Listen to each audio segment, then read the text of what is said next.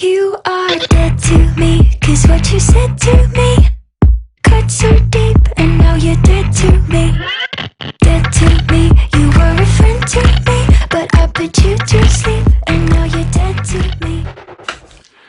Salut les Indés, j'ai lu un conte d'aujourd'hui de Magali Malbos et permettez que j'use de quelques métaphores susceptibles d'exprimer ce que j'ai ressenti en découvrant cet ouvrage. Tout d'abord, il s'agit d'une novella de 92 pages, dans ses versions imprimées. Donc un roman plutôt court. Ce qui m'amène à déclamer, détournant ainsi la fameuse réplique que l'on doit au plus célèbre des prêteurs français, j'ai nommé Savinien Cyrano, de Bergerac. Ah non, c'est un peu court, jeune fille. On pouvait dire aux dieux bien des choses en somme. J'ai comme l'impression d'avoir assisté au pilote d'une série demeurée sans suite. Dame productrice, pourquoi ne pas avoir accordé à vos personnages la satisfaction de vivre une saison complète? Ils méritaient, croyez-le, un plus grand nombre d'épisodes. Oui, ça, c'est pas de Rostand. Hein. En tout cas, tout ça pour vous faire comprendre qu'un cheptel de chapitres supplémentaires ne m'aurait pas dérangé, bien au contraire. Non, je commençais à m'habituer au personnage. Bien. Autre chose, je ne sais pas pourquoi ce conte d'aujourd'hui, lorsque j'ai tourné virtuellement la dernière page, oui, étant donné que je lis essentiellement du numérique, n'en déplaise aux amoureux du papier, m'a rappelé, étonnamment, les paroles de cette chanson de Georges Chelon, « Ne manque plus que Guy ». Oui, je sais, c'est vu, hein. Écrite bien avant La place des grands hommes de Monsieur Bruel, qui évoque d'ailleurs presque exactement la même situation.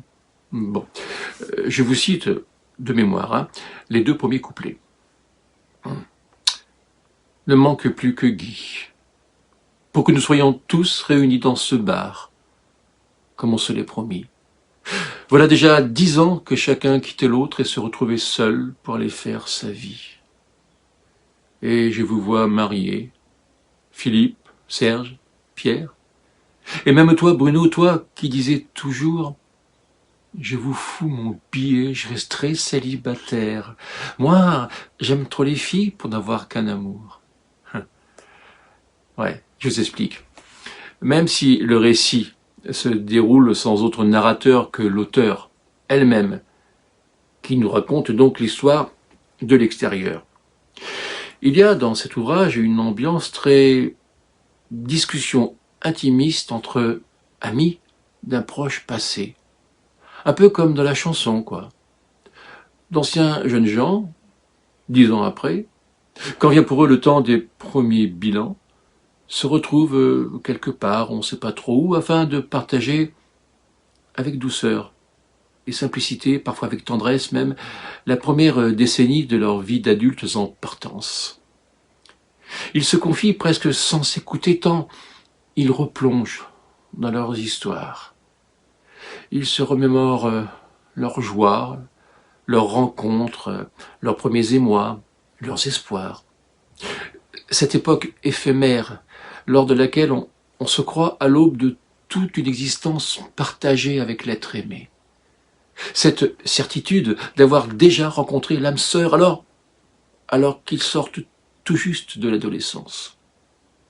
Nos devenus adultes résument tout ça sans haine ni colère, mais avec une bonne pointe de nostalgie. Oui.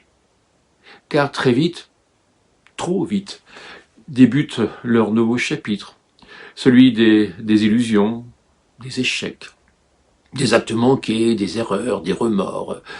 Cette période mélancolique qui consiste à simplement survivre, car on ignore encore qu'il s'agit sans doute d'un second prologue, celui d'une seconde vie qui viendra compléter la première.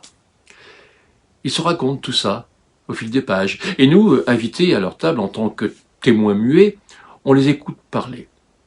On voudrait prendre part à la discussion. On voudrait, je sais pas moi, les aider, les consoler, peut-être même les conseiller, mais c'est impossible. Même si les situations qu'ils dépeignent sont souvent réalité, ils vivent un conte sans fait, Ils sont personnages imaginés. Eh ben, chacun son monde. Hein. Ce petit bouquin est doux, est tendre. Un conte d'aujourd'hui, je ne sais pas. Plutôt une série d'histoires toutes simples, vécues par des gens tout simples.